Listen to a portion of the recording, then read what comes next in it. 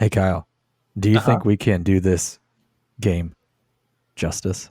Oh, hell yeah.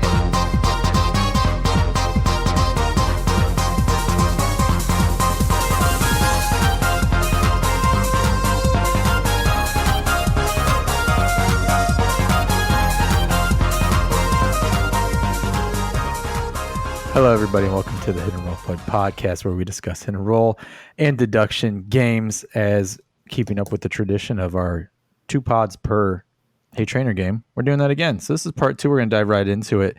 Last game, we just discussed kind of why Ace Attorney, the roles and classes of the game, just essentially the entire skin.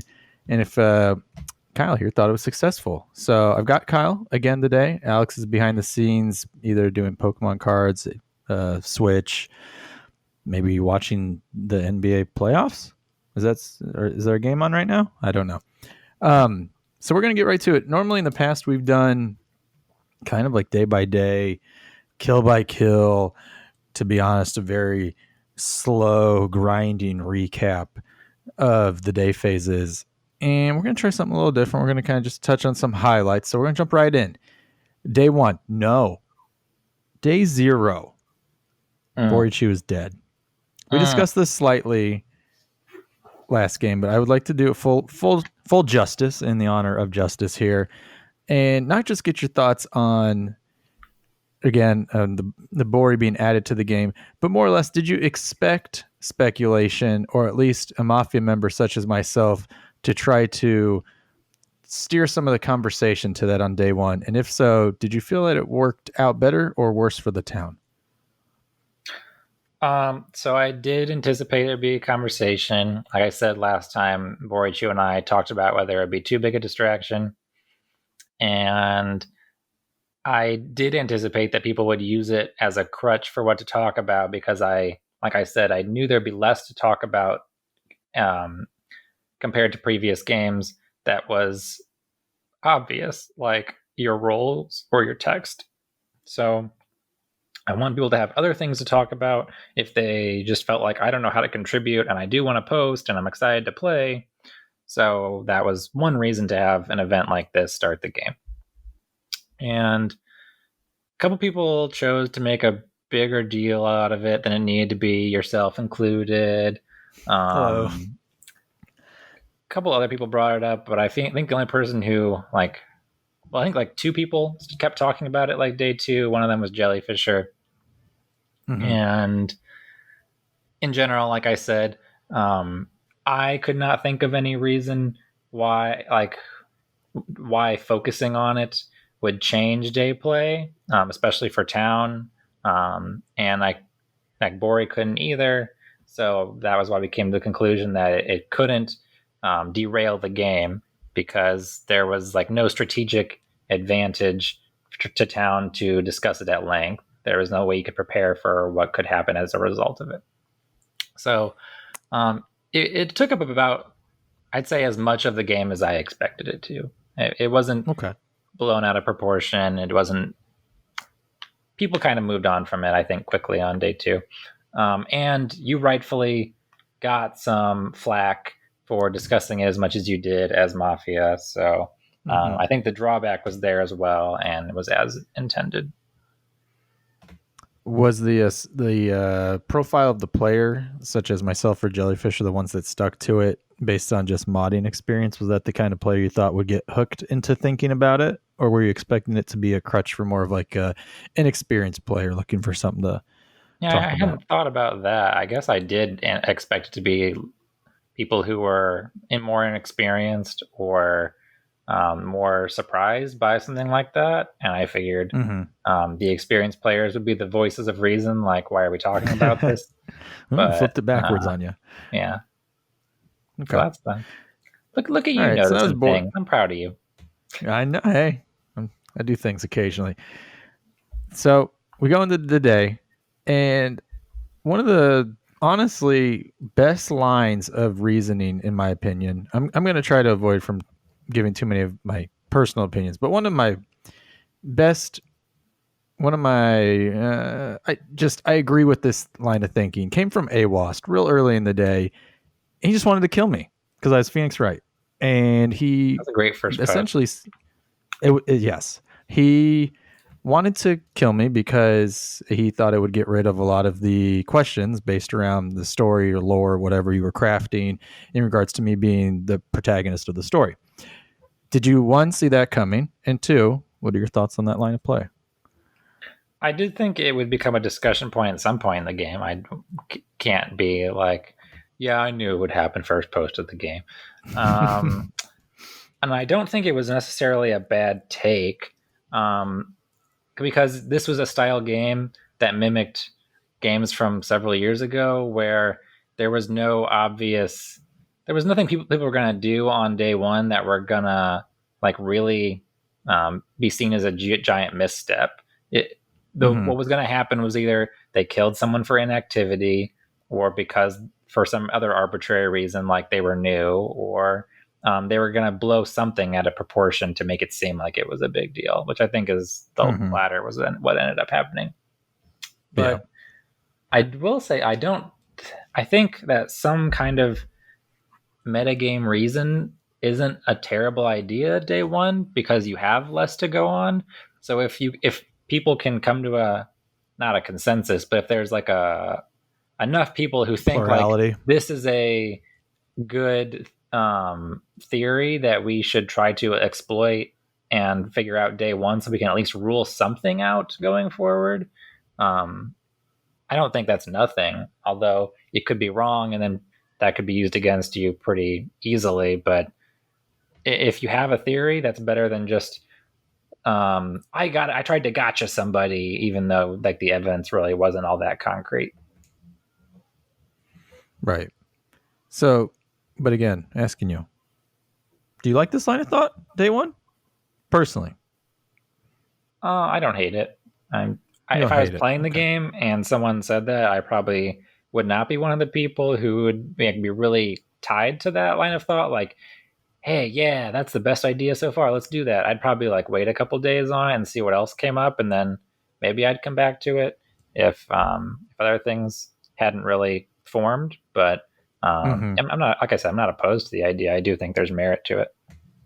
The idea that he had there, and bringing it up literally as early as he did, it felt very town, in my opinion.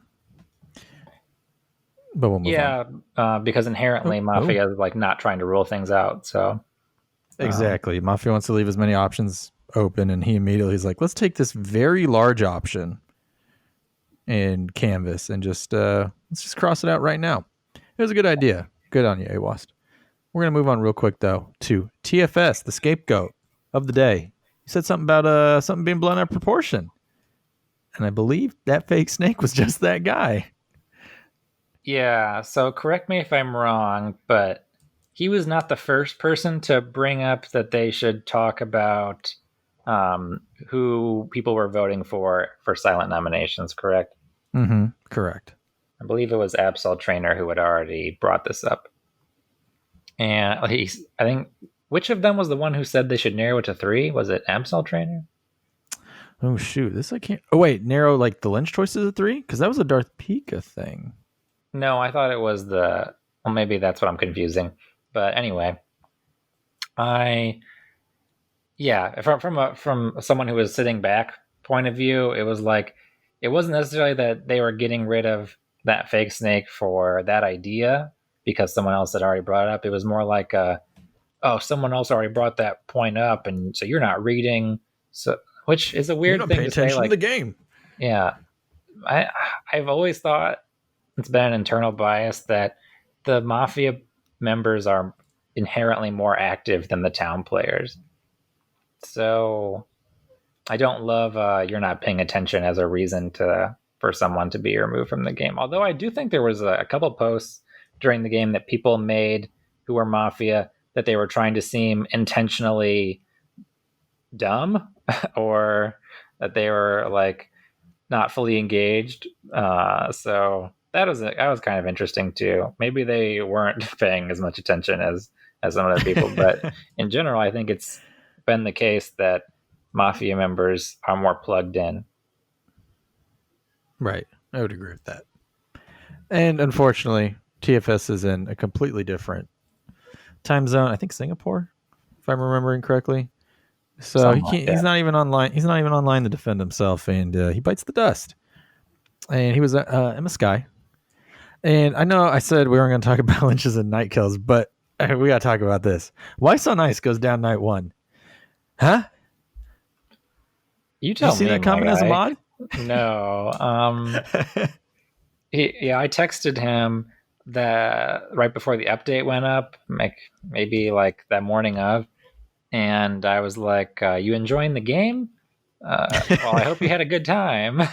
and he was like at a loss. He's like, "Oh, it must be because of this reason, or I said that, or that." And I was like, "No, I don't remember reading any of that in Mafia chat.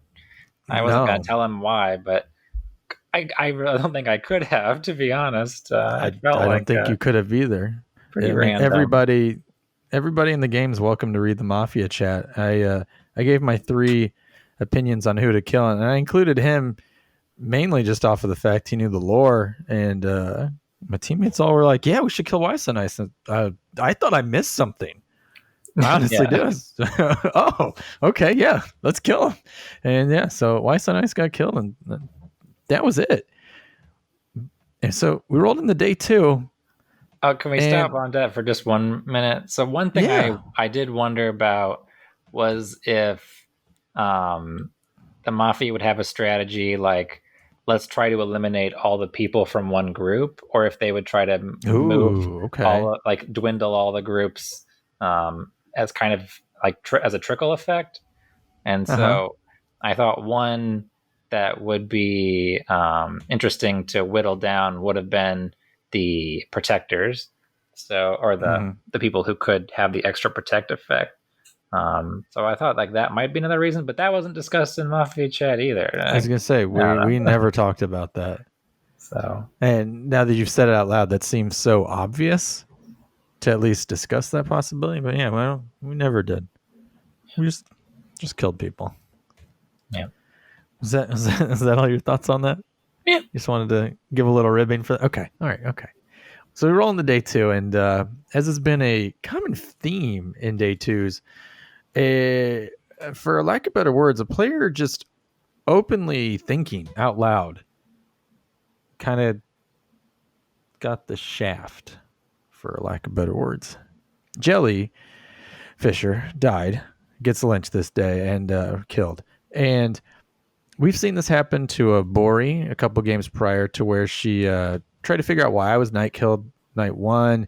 We had AT killed in one of my games, and honestly, I don't even remember what he did to Warren. Any kind. I think he was just playing slightly different, or slightly the same as normal, more aggressive, and he was trying to prove he could play both ways as Town and Mafia, and it flew back in his face. And why did Jelly get killed? I've been trying to put my finger on not necessarily this instance, but why would there this pattern have arisen where someone who's like a prominent member of the community who hasn't done anything wrong gets eliminated on the second day of the game, 3 games in a row, Mm-hmm. and the pattern breaks in one way because they got Mafia day 1 in the previous game, so it's not like a paranoia thing because they Mm-hmm. were already like in a favorable position day 2 in the last game. So it isn't that, and it isn't that they all made an egregious error because their errors they made No. were pretty small at best. In fact, I think Jelly Mm-hmm. didn't really make anything that I would consider to be an error. Whereas the prior 2, at least, had made some assumptions that you could like take the wrong way.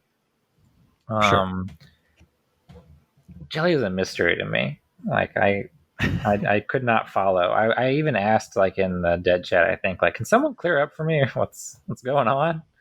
I think it was just like a couple people's strong hunches, and of course, like we're human, we're gonna make mistakes. So I think everyone has like a number one hunch.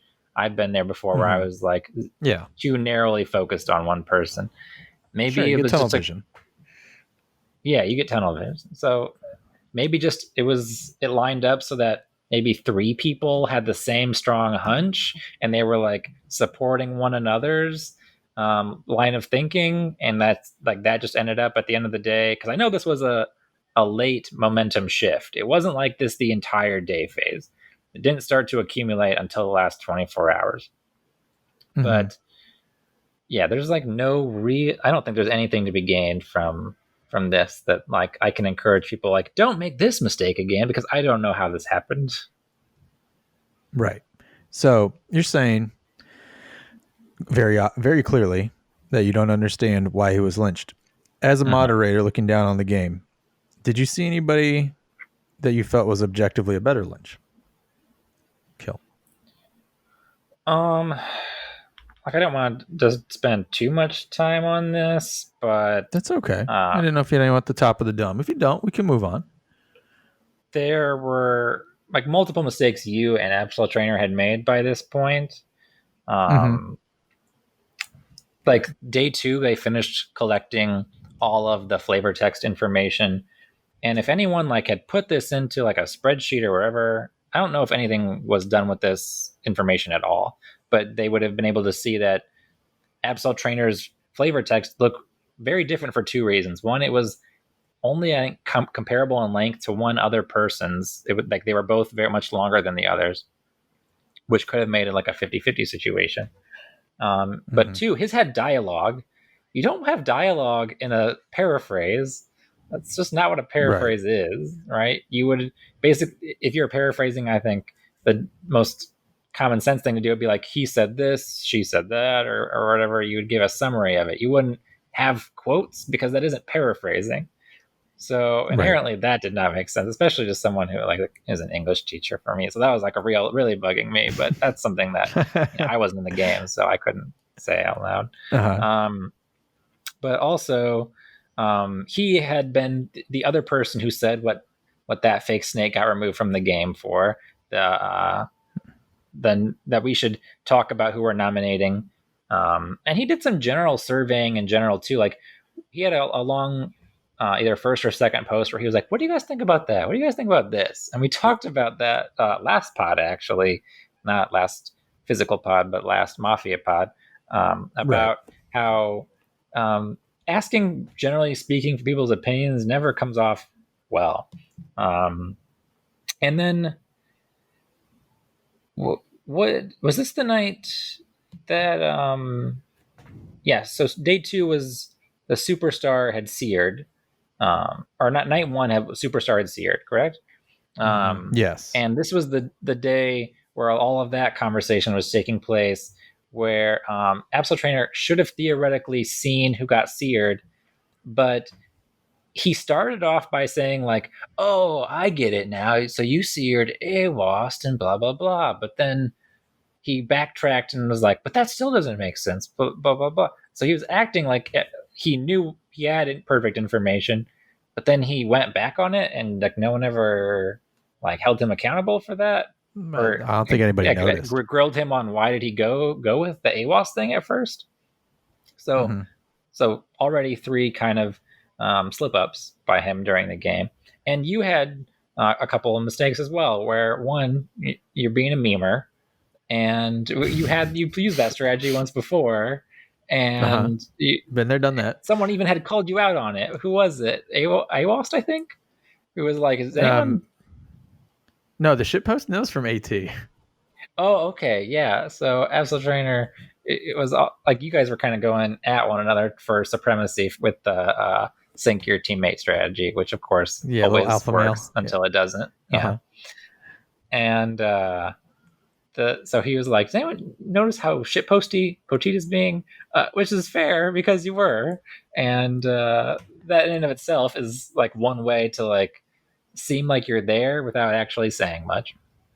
And 2, you also had a bad idea day 1.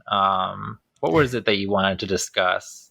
Oh, you wanted to discuss the night 0 kill, which was a nothing conversation.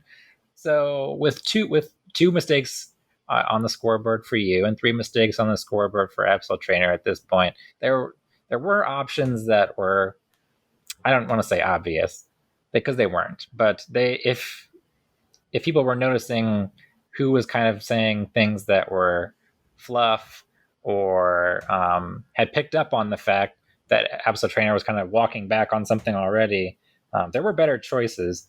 But to say that they were obvious choices would be a lie. However, there was nothing obvious about the Jellyfisher pick. There was no Right. reason, no rhyme to why there was so much unanimity on why people wanted to get rid of Jellyfisher.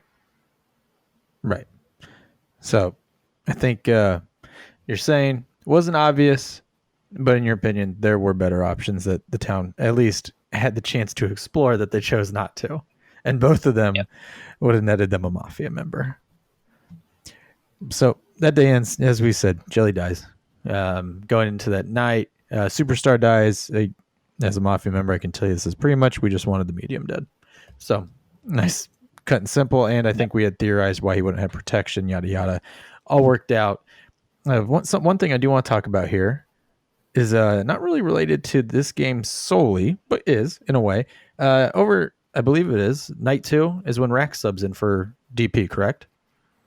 Yeah. Wait, I just want to take a I thought moment. was it not day 3? The game is I so don't think short, so, it's 'cause hard Rex- for me to differentiate. I think Rex was in there for 2 days, right? Because it ended on day 4. I don't know. Well, let's just talk about Rex now. And more or less, what as a moderator you want from someone subbing into the game. Rex checks all the boxes. Yeah. And I really appreciate that. Rex is the When sixth Rex man. subbed in for Alabrel in my prior game, they wanted all the information Alabrel had gotten. They asked if they could PM Alabrel, asking questions, and Alabrel, vice versa. And they were already paying attention to the game as it was going on, so they're not trying to catch up on 3-4 days of posts. And I just wanted to say, if you're going to sign up to be a sub, or if you're going to get subbed out, this is the way to do it. Yeah, You back me on example. this, right? Yes, model example. That's the one. Yes. Rax breathed some fresh air into the town upon their entrance into the game, but a lot of that was it was a perfect mix of things happening. It was like a perfect storm of townness to enter the game because they had received multiple power rolls coincidentally, and they had been seared and cleared at the same time. So they were in, like, you cannot imagine a more perfect scenario in previous games, I think, to come into a game with. So they were helped by that, but they also rose to the challenge and took advantage of all of those things to become a town voice, which is what you would want someone to do in that position. Correct. And so now that we've glowingly reviewed Rex, I want to get into something a little darker with you in regards to subs. Ooh. You ready? Yeah. How do you feel about DOMs? No. As you just said, came in the perfect storm. But I would argue that most players that are asking for a sub are going to be town members. Yeah. And we're going to get to something based on my behavior on day 4 in a little bit. As a moderator, do you want to say anything to your HeyTrainer people about angle? I don't want to call it angle shooting, but playing up the, I might ask for a sub card. Do you have any feelings you want to share? Yeah, no. I think my post is pretty comprehensive. I don't want to spend a lot of time on it. I think my post has everything I wanted to say because I had thought about it for a while and put it together.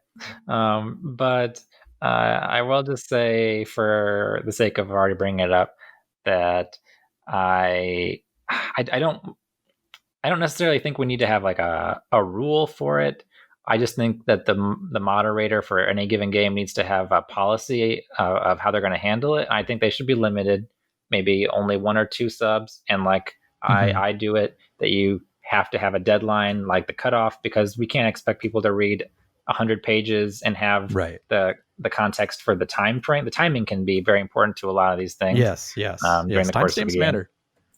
And then that they're in general, and multiple people bring this up again when we talk about day 4. I think that the rule that should be in place is a kind of spirit of the game rule, where if the moderator determines that a player is trying to influence the game by using things that are unrelated to the game, Sure. which isn't to say that you can't like be emotional, but if you're Right. trying to like get someone to think like, look, God forbid, like you were in an actual car crash, but if you're like, oh, I just was in an accident, I can't post right now. Like, is it okay to lie about something like that in the game in order to like Okay. get heat off of you? Like, how far does the line go, right?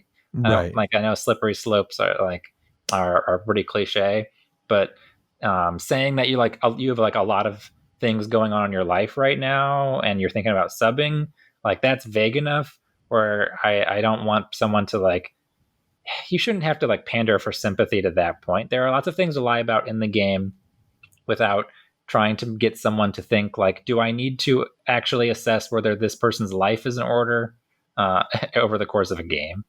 So in Right. general, I do think that there should be a spirit of the game rule where a moderator can step in and say, like as we're talking about subbing, subbing should not be used as a means to gain town cred.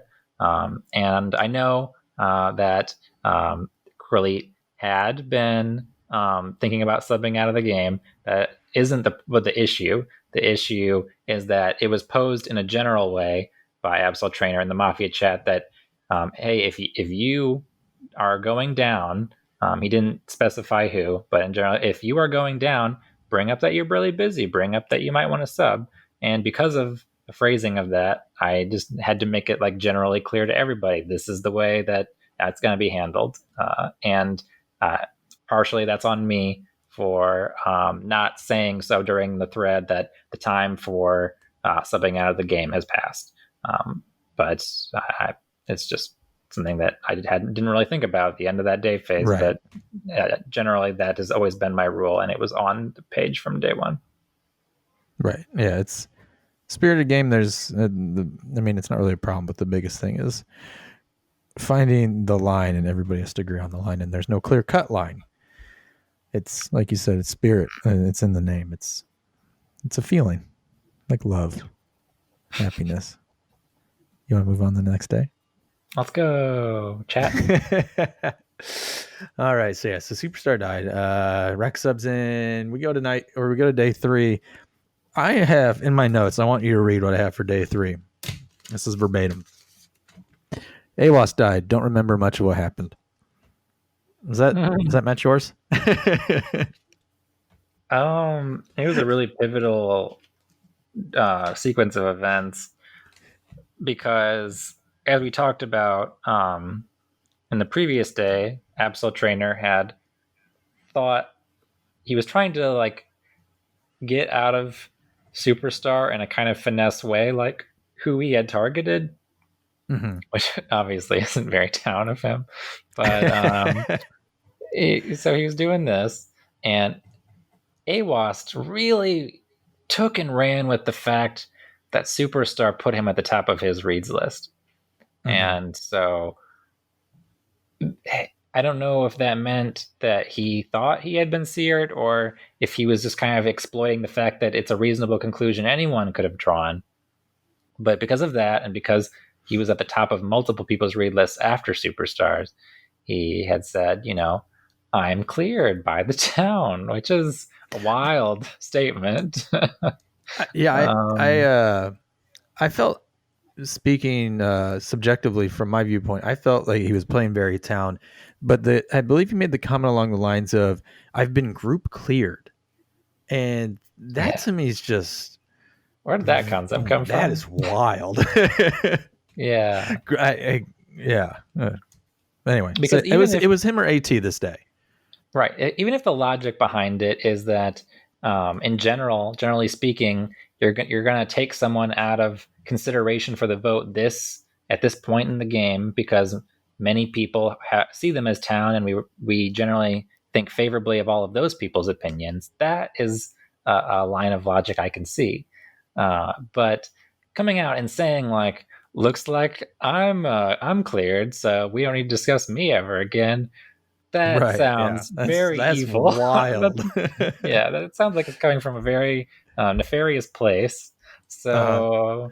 So it was not a surprise to me that the following day, after what transpired with Jellyfisher, that people would assume that there was some kind of bigger conspiracy going on, and maybe that was the evidence, was his confidence and him trying to push that narrative and being such a vocal part of the day that prior. I mean, he was really vocal at the start of day one too. So been Mhm. loud for most of the game. I completely forgot we missed the Maddie Stacks day two stuff, but we'll get to Maddie later. What was the Hey, West day Coast. two stuff? Because it's kind of been overshadowed since then. Well, no, it was just the Maddie very vocal of we need to Oh, the kill Jellyfisher thing? Jellyfisher. Yeah. Yeah, and at the end of day one, when TFS was going down, Maddie refused to get on the TFS kill, and he's like, no, we need to kill Jellyfisher on day one. He's like, no, we need to kill Jellyfisher. And Yeah, we didn't yeah, name names, but he was one of those people who had the strong hunch the first 2 days that Jellyfisher was their guy. right, right. Hey, I've been there. Yeah, been there, done that, and been way wrong. AWAS bites the dust. And on my notes right away, yeah, if I would have just read down a little farther when we discussed this, forgot we not kill Rax on night 3, so they were definitely in the game on day 3. Okay. Yeah, and again, Rax just looked super town, and we had to kill him. We go on to day 4. It is in our head. We're going into day 4, and we think the town is in Lilo. And then the vigilante role comes out because you just had to make it interesting. Stop And accusing me of something. just kidding. And suddenly I read this and I realize I can't play the day the exact same way I wanted to anymore because it probably wasn't Lilo because the vigilante was going to get a shot off, maybe get a Mafia member, and who knows. Day 4. Let's see. Before we continue day 4, we already said that one thing about Spirit Game. Do you want to give me any choice words real quick, or? It's not necessarily just you, because you had kind of done something. You actually made a very similar mistake to one I made. So, the game where we had the Renfield clause, right?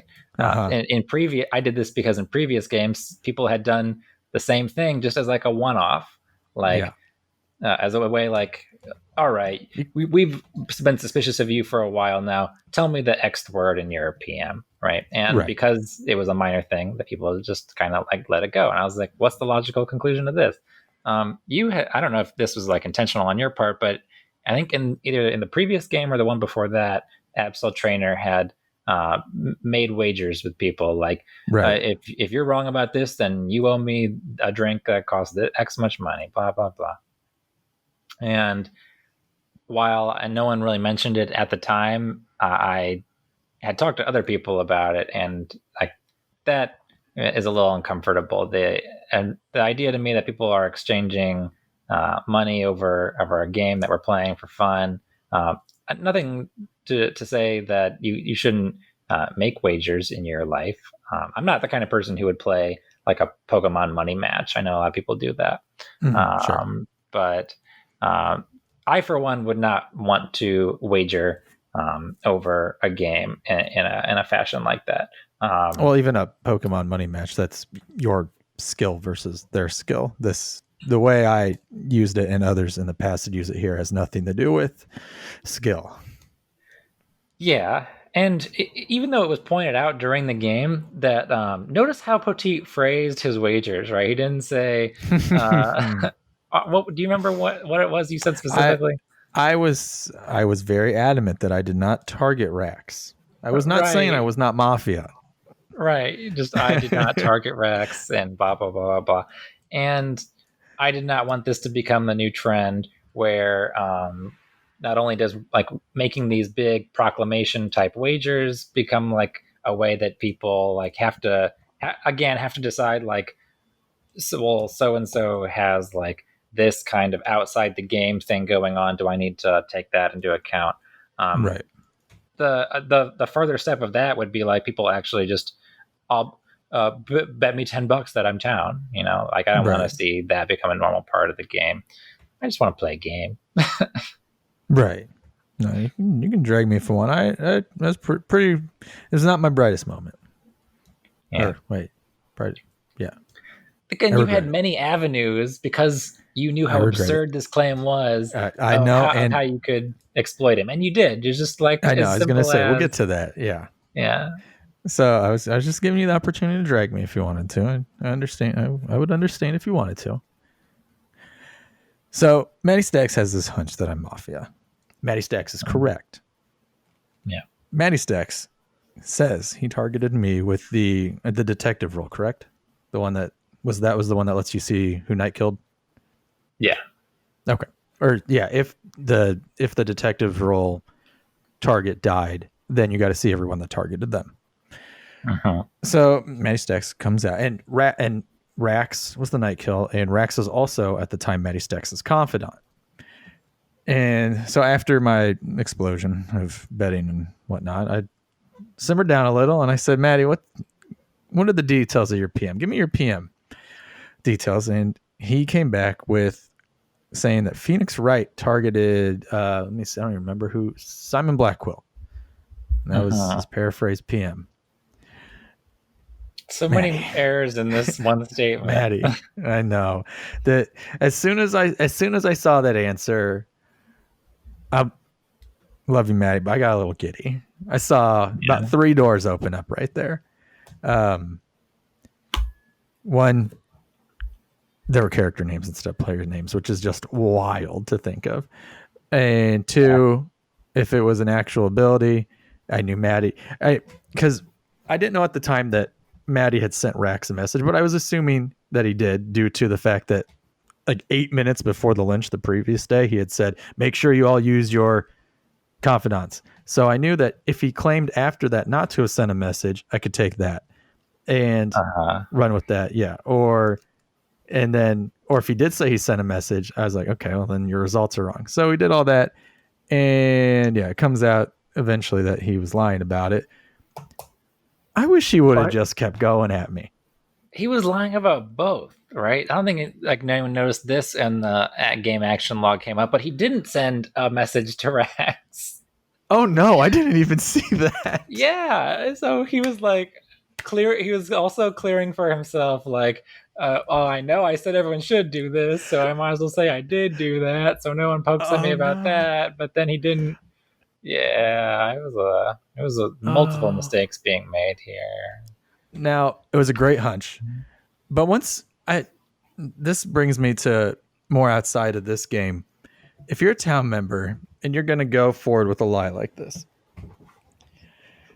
just see it through to completion. I mean, there's you gain. I mean, if the game would gone on, you gain the amount of town cred you gain for going, oh, just kidding, I was lying, is so minute compared to the amount you gain if you're correct. And he would have been correct. If I flip and the game continues, he's obviously town. Whereas I'm gonna disagree with you. Ooh, okay. I would say that yeah, you definitely go through with it once you put one foot in. You gotta like commit. If you were at least mildly successful, but the fact that it was so quickly disproven that his PM could not be his PM, at that point, I think that there's no saving you if you try to go through with it, because then it just looks like you're Mafia and you have no backup plan. Where at least as town, you can be like, all right, so I shot my shot, guys, but sorry. So you're thinking maybe, I guess, using this very specific example, but if he would have initially just said, I got a PM that said Poteet targeted Rax, and then I asked the question about, well, did you send your confidant a message? And he says yes. And I bring up I bring up the point of like, well, you didn't include that in the PM, so I think you're lying. Whereas he could have, since he had part of it correct, he could have pressed on, you think, still at that point. Yeah, absolutely. At that point, you're like, you're all in. So you're kind of just have to see it through. But the fact that it was so easily disproven that he didn't target Rax, I don't think he could have feasibly been like, no, I totally did. You guys are wrong. Because that would have just looked stupid. Okay. All right. Fair enough. All that said, Matty Stacks is the kill that day. But the game was going to go on, except how many of the town members voted for AT to be Vigilante? Before we get here, do you want to just talk about when and if, or if you just want to shoot down outright when pulling a gambit like Maddie's is advisable? Ooh, okay. Honestly, I hadn't thought about this. If you got some thoughts on it real quick, I'll think while you talk. I've definitely thought of doing what he did before. Okay. In fact, I came very close to in the game that I came up short of getting a movement against Absol Trainer in the game that he made it to the very end because everyone thought he was town. So like I went out, he was there day 2 or day 3, and I was like, guys, here's my whole long post, my whole novel about why I am 100% sure Absol Trainer is Mafia. And I still thought, there's going to be people who still, after all of this, don't believe me because I don't have concrete proof. But I could not be more sure. So if the thought occurred to me before I clicked post, maybe I should say, like, hint stronger that I have something concrete against him. But then if I did that and I flipped, which I did, then people would be like, well, he's a liar. We can't trust him. He made a hero ball play. He just kind of, Right. he lied his town, right? Right. So, but maybe if I had lied, then people would have believed me and I would have been proven right. Right. So I had this grappling with myself about whether or not I lied to get the, it's kind of like actually Ace Attorney, where the prosecutors sometimes forge the evidence because they're like, I know he's guilty, but I don't have the evidence, right? So it's thematic in that sense. So that was the argument. Do I forge evidence in order to get what I know is the right conviction in my heart? Or do I just hope that, the good will prevail in the end, that I'll make the best case I can, and if I fail, I fail. And then it's hard to say which would have been right now in retrospect still, right? Because the good did not prevail, even though I made a great case that you can go look back on and everything will be proven that I said was true. It did, because it didn't get the results. Then was it the right thing to do? I don't know. I can't answer that question for you still to this day. So I do think that the temptation is there, and I think the later in the game, the more viable this strategy is. I agree with that. Yeah, so like maybe if what I had said in a scenario where the town would lose if they convicted the wrong player, then I think, yeah, you probably just do what Matty Stacks did in a more advisable way.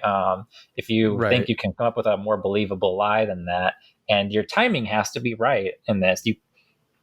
The way he waited till more than half the day phase had gone made it less believable. That was weird. The way he strung people along with like multiple things, like before I do it, you need to do this. Oh, one more thing before I do it, you need to do this. Mm-hmm.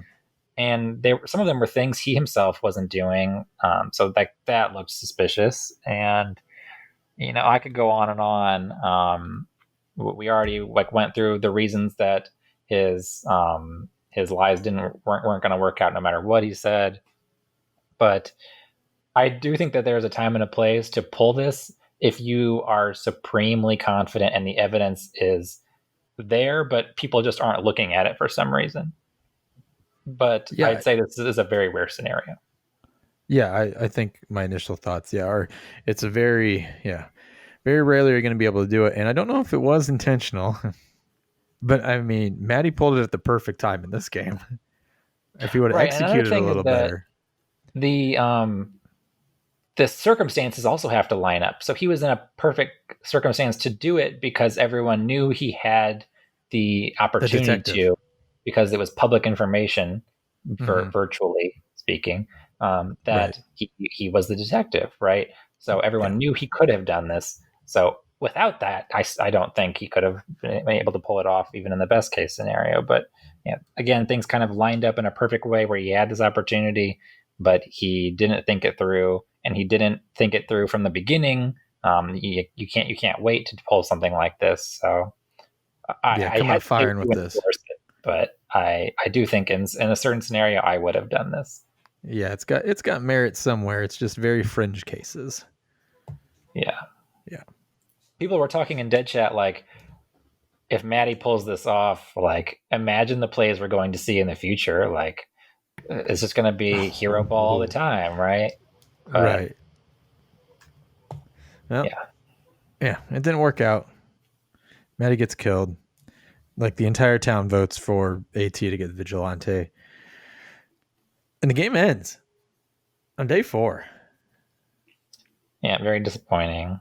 I Okay, did expect it could be a shorter game just because there are fewer players in general, and I knew what a sweep would be for either side. If all 4 Mafia got killed, would have been the day that the game ended too. But yeah, I did not expect they would end on the day 4 end of day. I thought at least that they would make it to beginning day 5. Okay. Let's talk about some grades. Okay. I'm gonna give you dealer's choice. I'm not as I played and lasted all the way till the very end and misbehaved during the last day phase. I'm not gonna give any grades. This is all your moderator Kyle speaking here. I'm gonna ask you dealer's choice. Do you want town first or do you want Mafia first? Let's go town first. Okay. I have getting killed at night 0 Borichu. I gave her an A+. Weiss on Ice. It's hard to give him a grade. I think we almost always have to give people who get removed from the game day 1, night 1 incompletes. His day talk like wasn't super impressive. Like it was kind of just like, oh, I'm really digging your flavor talk, or I have like mild thoughts about the flavor in this respect. But he didn't leave like a super impactful presence in the game that at least that I can remember. And so like it made that night 1 kill like even completely like unpredictable. Like no one with the protector role was going to protect Weiss on Ice. Yeah, I'm gonna give him just an incomplete. Sorry, my guy. I know that's kind of lame, and you don't tune in for incompletes, but like you didn't do anything egregious, and you also didn't do anything that I'm like, yeah, what a great play. So I just had this great idea. What if, since there was a night 0 kill, someone would have been like, I was the night 1 seer or day 0 seer, night 0. Well, put a pin on that. We'll come back to it. All right. But please Superstar. Our guy Superstar. No. Okay. Superstar. I'm gonna give. Yeah. So if you can't tell, I'm doing these on the a lot on of the these fly. are coming off the dome. Yeah. Because I go back and forth. Superstar, the pros, let's say. He didn't catch anyone, with the 1 seer he got. It's not his fault that he only got 1. It's not his fault like the day that he got it. His strategy, I think, was he didn't have a strong read on one person as Mafia. So what he did was he tried to do the town a service of clearing someone that everyone is always suspicious of, which was Darth Pika, right? So he uses his seer that way. He doesn't get to admit who he seared, although we had talked about in the last pod that in certain circumstances, I think it would have been okay for everyone to just reveal what they did when they did it, right? Yeah. So I don't want to rehash that, but he could have also just said, I seared Darth Pika. He's good. And if you want to kill me, you want to kill me, but you have to try to gauge whether I'll be protected or not, or if you trust me right now, which would have been a power play that he could have done. So like he didn't make a super heroic play, and he made that reads list where he put Darth Pika 3rd, and then he put AWASP 1st, and I think he did this because he did not want to telegraph to Mafia who he seared since he was deciding not to say it. But even if he had telegraphed it, like, Darth Pika wasn't contributing a whole lot, and would anyone really have like been like, "Oh no, we lost Darth Pika"? Like, of course we would have been like, "Well, we couldn't protect him, so that we telegraphed that play." But also, he wasn't town voice, and he didn't have any like roles at the time, and so I don't know. I think there was incentive to bring it up. Um, he didn't really seem to have a strong direction either. I think he was nervous about having the power that he did potentially. But I did like the choice in his one target that he got to use during the game. So I'm gonna go with a B. I feel like, did he really deserve not to get an A? But like I feel like an A is almost like a you exceeded expectations type of grade for me. So I'd say he very much met expectations. This is my inner teacher coming out. So I liked the Darth Pika target because, you know, personally, as someone who's talking right now as a mod, when I'm playing the game, Darth Pika is someone I really struggle with reading, so I don't blame him at all for that one. Yeah. All right. Rax and or speaking of Darth Pika, Rax and or Darth Pika. I didn't know if you wanted to give a grade to both.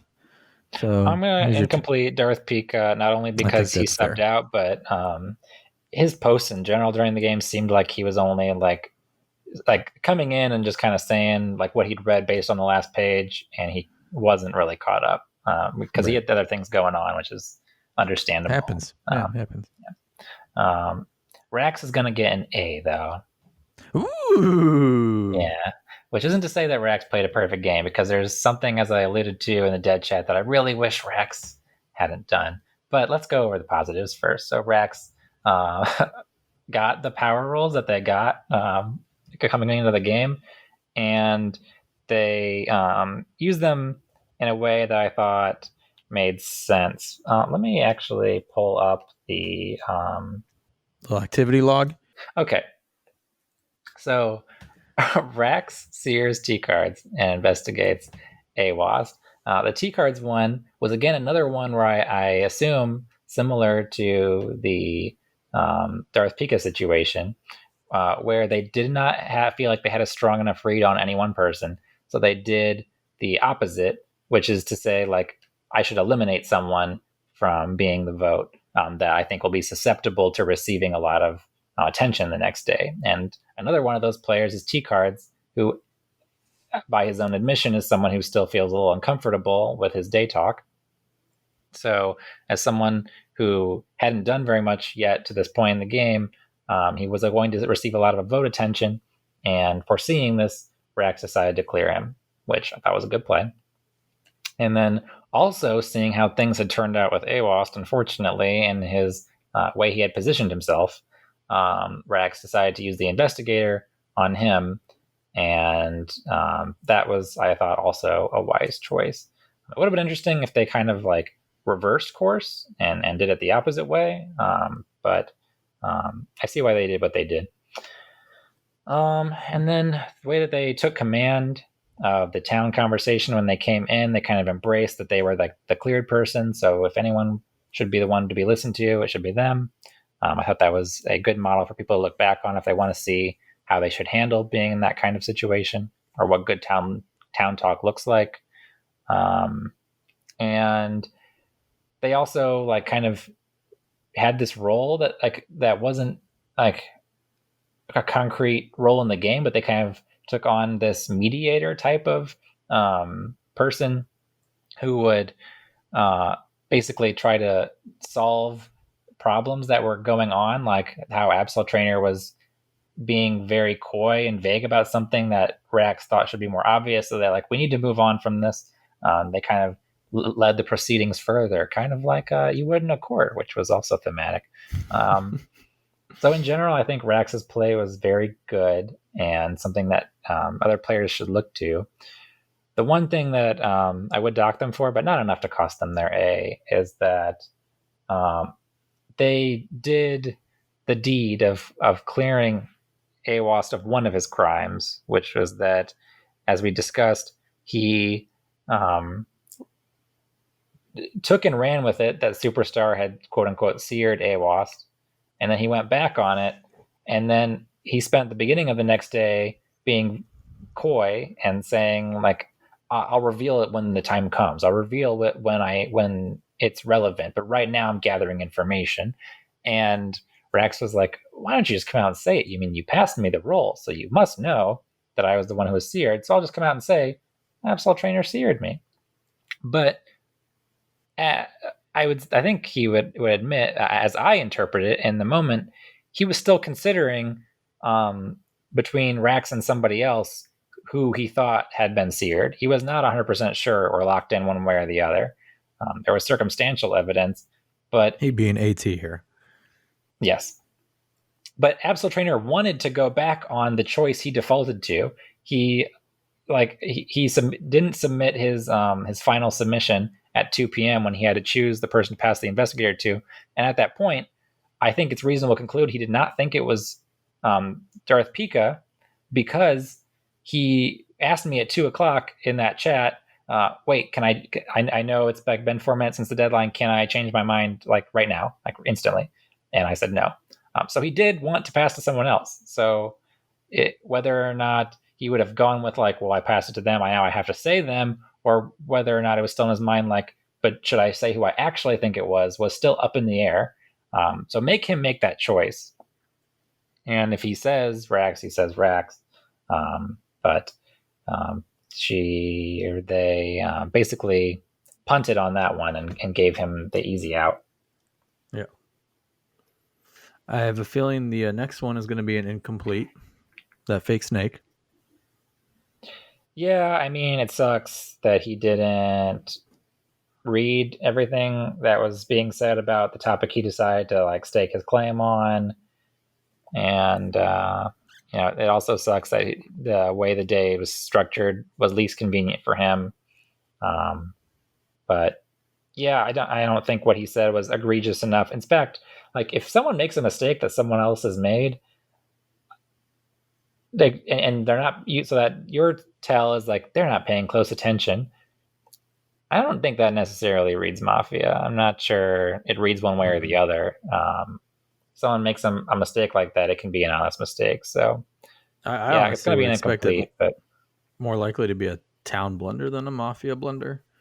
I feel like when you're Mafia, you spend the time crafting your posts and whatnot, and yeah, that's true. But you don't want to draw attention to yourself. So that's another thing to think about it. Why would he draw attention to himself in that way? Right. But I also don't want to go so far as to say that that's like a town read for me, because I could see someone just on day one like making a slip up like that just to gain town cred. Yeah, exactly. Yeah, no, that's fair. Johnny Bones. Curious to see where you go with this. I'm gonna go with a D here. Some of that is like leniency based on the fact that Johnny Bones is still new to the game and kind of feeling out the community, and he had some confusion during the game about like what is the role, I think, of the moderator, wherein he asked me. So Matty Stacks on a Tuesday, I believe, says something like, I could let this ability that I have slip into the ether, and that could clear me because, I wouldn't be mod killed or whatever. And so approximately 6 hours later, Johnny Bones, it's only 2 hours approximately, I've done my homework, you can tell, after he's made his post in the game this day, says something along the lines of, to me, if ability would be lost from the game, quote unquote, like what would happen? And so I gave him the ruling I gave him as it would pertain to what Maddie had said that day several hours before. And because he used the word lost, I gave him the ruling, not only having to do with Maddie because of proximity to Maddie's question, but also because he didn't say if someone is killed with that ability, which is different during the night phase.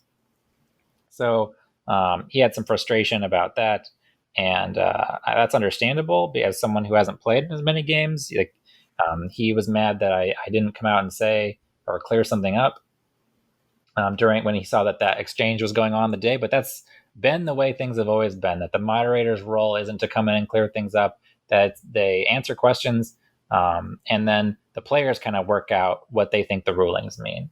And then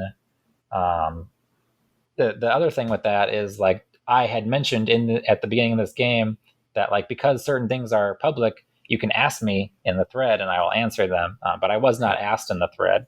If I had been asked in the thread, then I would clear it up. Right. So going back to like his actual play though, so something that I noticed about Johnny Bones is that he doesn't like to cast votes. And this makes sense because as someone new to the game, you don't want to like be the one who makes like the game losing mistake. So it would make sense to play more conservatively than more liberally, right?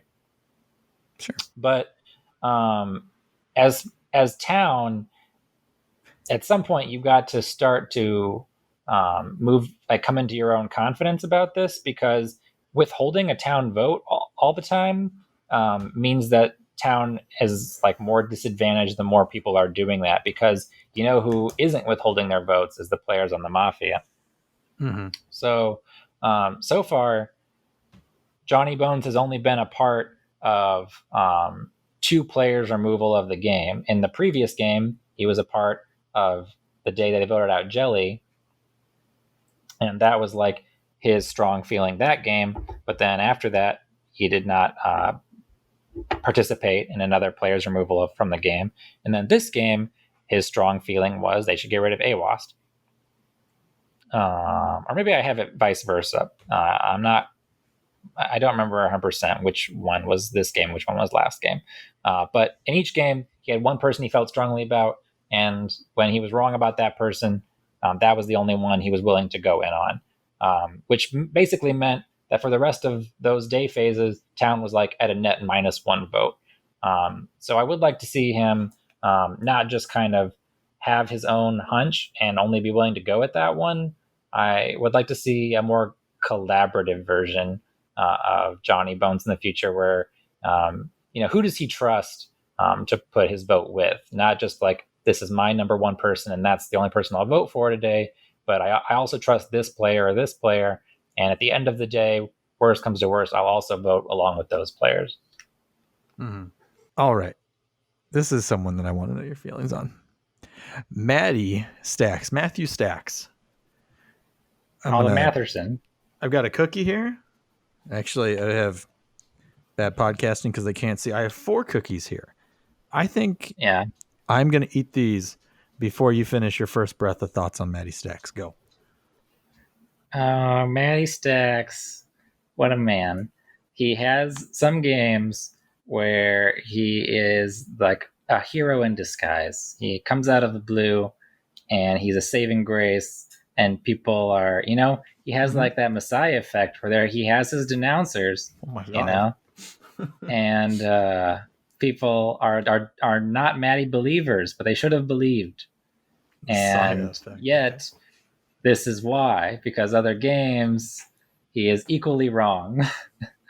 And this started out with his Jellyfisher hunch, which was just dead wrong and based, I think it was rooted maybe entirely in the fact that he was playing differently than before, which was basically making the same Absol Trainer mistake from previous game. Cookie 2. And then after that, he advocated for everyone to use the confidants. He didn't use them himself. He would post reads lists that or other lists like compiling information, like fill this in yourself, but kind of spam the thread with them instead of just taking the initiative and finishing it yourself and posting it when it's done.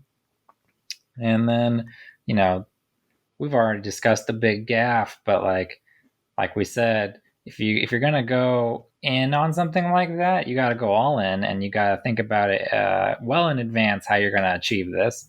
To pull that off, you would have needed to start the day with it because it's a bombshell. You don't drop a bombshell at the 11th hour. Cookie 3. And you also have to have thought about how could this go wrong for me. As someone who didn't receive PMs the whole game, that was a pretty big omission on his part. Thinking about where this could have gone wrong. And then aside from that, like obviously the votes don't back it up either. It's hard to find what the Matty Stacks highlight was for this game. And all that is to say that this is a very different game for people who are newer to the game. There wasn't the same things to go off as were very helpful the last two games, which were to say that people could be caught lying about what their assigned role was. People could get caught lying about what their place in the story was. Mm-hmm. And I had given, while not foolproof claims, much better ones than previous. Yeah, we talked about that a little bit. Yeah, a little bit last pod. But if one person had flipped, for example, from Mafia, then that would have been a suggestion that you could have. There was a trail to be found of who the others might be. So there needed to be a domino effect, but they never got to the first domino. Mm-hmm. So I'm going to give Matty Stacks an F, but I think he knows that F is coming. And I think he also knows like ways that he could improve going into the next game. All those things we talked about last game with different strategies town can use in a game where you don't have claims as a reliable way to identify who's Mafia. Those are things he needs to look back on and think about for the next game. I hit all my cookies. Are you done? You're welcome. Did I do it? All right. Were those really, I did it. I am the one to congratulate here because I was allowing you to eat the cookies. Well, I see that you finished. I didn't cut you short. Did you have more Matty Stacks thoughts, or was that it? Yeah, I went a lot longer than I could have, but it's okay. Okay, all right. Master Mookow. Master Mookow is also tough, and I don't like giving out Fs, but oh no, in a game that is a sweep, I mean, it has to be some people's faults. Mm-hmm. So. Okay. I'm giving out mostly this F for two reasons. One is that he was his own worst enemy, that he made the case that he was Mafia for the Mafia. While it's good to be like observant of your own behavior and think about like how you yourself could become someone who that people will center on as the most suspicious person. The fact that he was the one who like brought up like I've been roadblocked twice. People can't even confirm if I can use abilities because I haven't been able to send confidant messages, etc. Like you basically played into the opponent's hands. And at the end of the day, these observations, I don't think there was a way that they were very helpful for the town outside of the fact that there was a role blocker, but that was kind of negated by the fact that only you could confirm it. And the next thing, one that I thought was very interesting in the fact that some people thought it was a very pro-town thing to do, and some people thought it was a very anti-town thing to do, was his plan to voluntarily remove abilities from the game. Mm-hmm. So he was saying like some abilities are better than others. His opinion was that the detective was better than the investigator, that town should consider voluntarily forfeiting the investigator in order for us to clear somebody. But the problem with that, that he kind of, I don't know if he overlooked it. I think what is more true, it might be that he just, it didn't fit his narrative to put emphasis on it, which I think in and of itself might explain why it's not a good thing to do. But his plan was, we forfeit the ability on, let's say, day one, just for the sake of the example. So we lose it on day one, and then no one has it during night zero. Right. Night one. Day two, everyone can say, none of us have it, so it must be gone. And so that next person must be town. But let's say that person gained useful information. The town had also already determined at this point that they didn't want to reveal information on the day that it was given out. So then they might need to wait another day to say like where it had gone to, so that the ability couldn't be traced. And so this plan has like this. It requires that there's multiple assumptions. One is that it requires people to be forthcoming and in a timely fashion about whether the ability is gone. And then two, it does not at all account for unknown variables related to the Mafia.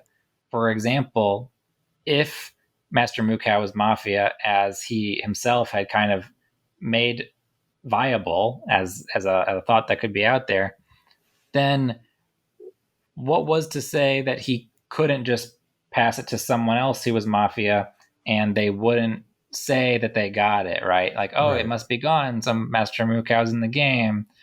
He must be town. Or say, let's hypothesize that Master Mukau is town and he passes it to someone Mafia. Or he says it's gone.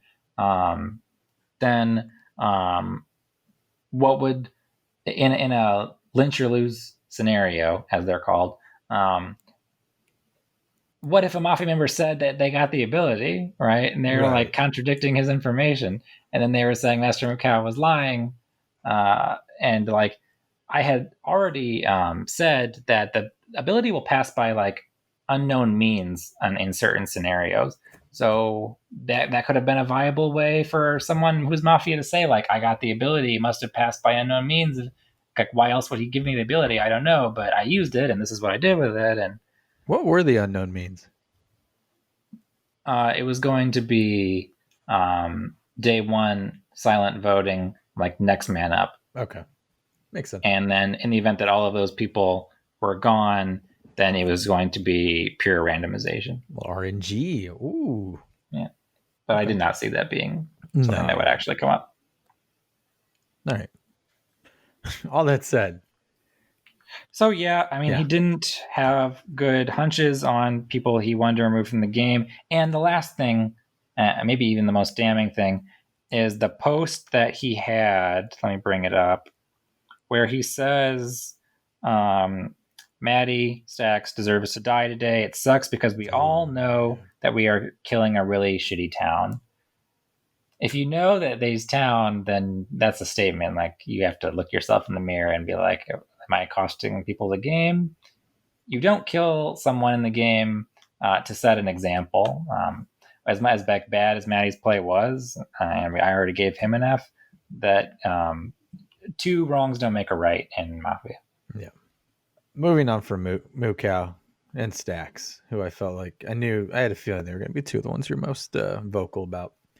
Jellyfisher. Yeah, it was interesting. He came into the game saying that he had a different play style he wanted to use. What was that play style? How would you describe it? Jellyfisher 1.1. He didn't feel very different to me. No, it felt kind of like, here's a Ace Attorney reference for you. He felt like Apollo Justice version of Phoenix. Yeah, okay. You know what I mean? Uh-huh. He kind of mellowed out. He just kind of like put on a hat and put on instead of wearing a suit, now he's wearing a hoodie.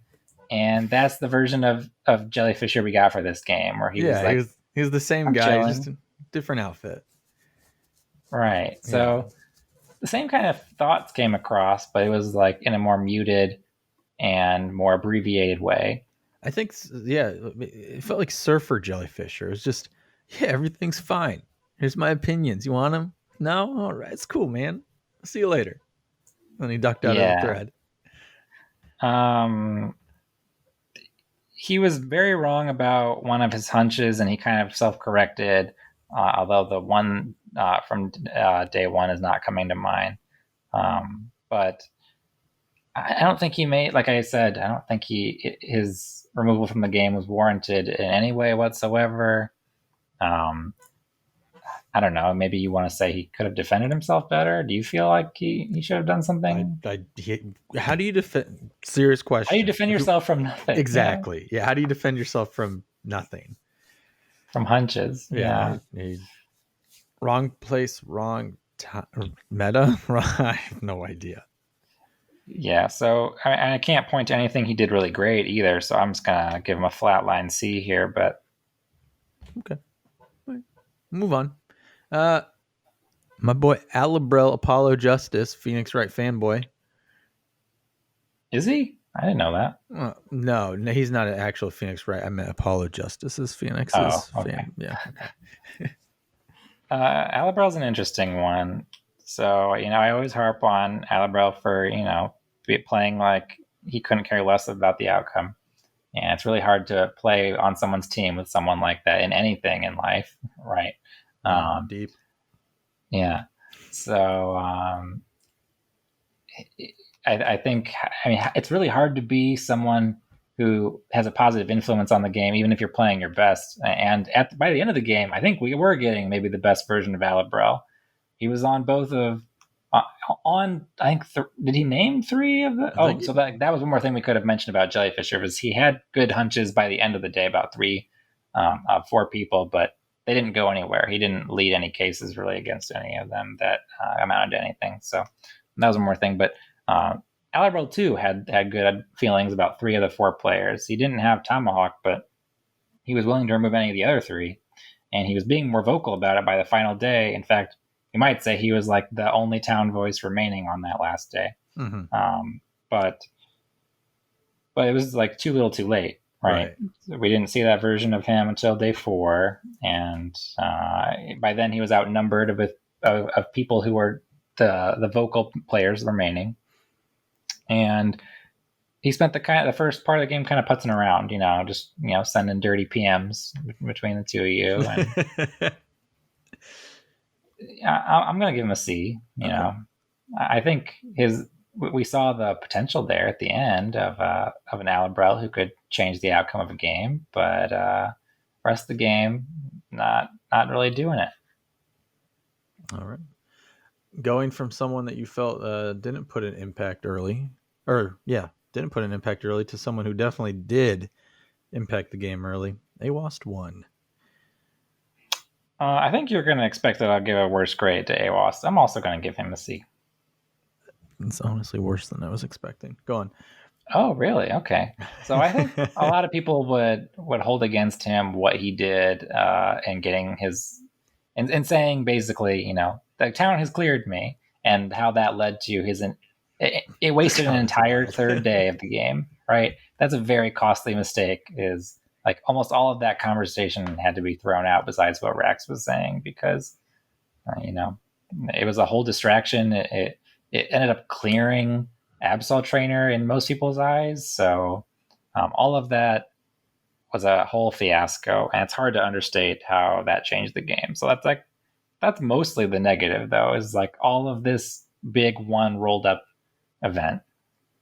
On the positive side, he was the one who wanted to remove you from the game at the beginning. Mm-hmm. He wasn't having Absol Trainers BS propaganda at any point in the game. Mm-hmm. And he was also someone who, while not like overly critical of the other 2, was like at least willing to like consider outside possibilities about them, like why isn't CRL participating as much, and wasn't even saying like he did say like Tomahawk could be cleared, but like that was like his assumption, but they were not like his top read or whatever. Right. So I think there are positives to be taken away here, and I really do. I did spend some time in the middle of the game thinking like, what could have been? How different might this game be if he just hadn't said the line that I'm cleared by the town? Yeah. What if he was alive on day 4? Right. I don't know. Jay. But, you got a little more thoughts? No. Okay.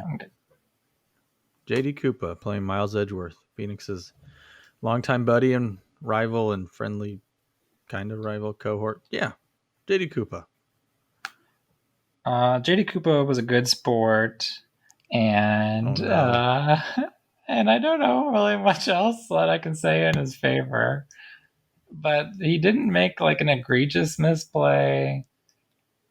He just didn't really do anything of note either. So I'm gonna give him a D. I don't really want to give him an F because like I can't say like what was the thing that cost the town the game that he did. But I mean, and this is also really disappointing for me just because like he had the character who was like my main character in my game. So like I'm trying not to hold that against him. But okay, like if you just deleted his post from the game, I'm not sure the game would be changed very much for his not being there this time around. He didn't have strong hunches. He didn't really lead any cases. He wanted to lead Johnny Bones, but it just never Right. materialized. Yeah, it was kind of like that was the only thing you would notice if his posts weren't there was the conversations he had between him and Johnny Bones, the disputes there, which were not like mean spirited or anything, but right. Yeah, I think he needs to take the same advice that Maddie needs to take. Look at different ways that you can identify players that might be doing things that are shady. Who is not trying to eliminate people who are cleared? Who's not trying to narrow the suspects? Who is actively doing things that are disruptive or that could be like seen as quote unquote filler? How are votes being used over the course of the game? Are people like trying to just like use them as a way to see like they're active at the end, or is there a pattern of who is voting for town players, or who is just withholding their vote in general? So things like that, I would say, are things that he should look forward to in the next game. Okay, all right. Well, speaking of Matty Stacks and then him, the third of that trifecta, T cards. I give T cards a C. I think this was the best T cards game so far. Especially the last two. I don't know days. if that's an insult or a compliment. The last two, I said I wasn't going to speak much. The last 2 days of T cards were good. Yeah, T cards used his ability on a Mafia player, right? So he had good instincts there. Mm-hmm. Unfortunately, there was the whole you could cover up what you were doing with the confidant, Right. which was like an intended way both for Mafia to protect themselves, but also a thing for town to consider. Master Mukau was targeted twice. Like, while it wasn't his person, his confidant who was targeting him, that was like something you might consider. Like, am I more likely to be targeted by my confidant because you can't see that? Right. I think T cards was starting to get more comfortable as this game was going on. It would have been interesting if there was like 2 more day phases to see what that day talk T cards would have looked like.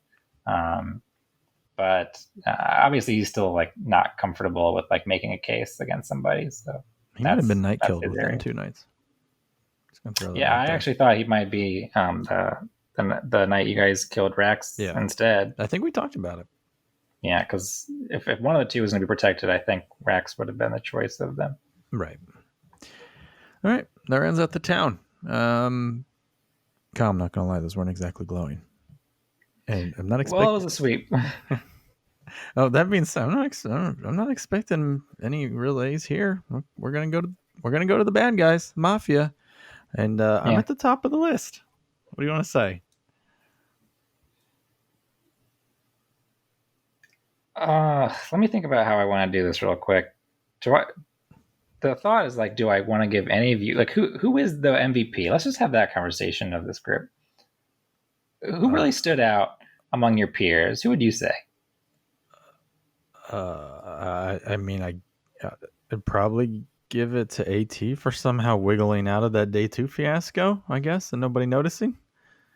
Mm-hmm. But you have to admit that that a lot of that wiggling out was town laziness. Was one, him defaulting to a choice that he didn't want to make that was optimal for him, right? And 2, that Rax like helped get him off the hook, Right. right? Yeah. Which is not his own doing. So yes, but unequivocally, he had the most town cred end of the game. He got. Yeah, I don't think I answered your question. He got 4 votes for the vigilante, Right. as opposed to the 1 for somebody else. Right. I think it was T cards. Yeah. But I can't really name an MVP here, and it's really hard for me to really say that any one of you did like were the reason that you won. We didn't have to do much. Yeah, we talked about this last pod, and there was some discussion in the thread as well. Like, it sucks you don't want to like discredit somebody's win, Right. by saying like they didn't win, the town lost. But really, like, is there a better example of that happening than this one that you can recall? No, this is probably the closest we've been. Yeah, so instead of giving individual grades, I'll talk about everyone a little bit individually, but I'm just going to give you all C's for this one. So pros for Poteet. You can wiggle out of any situation. Such a slippery character, right?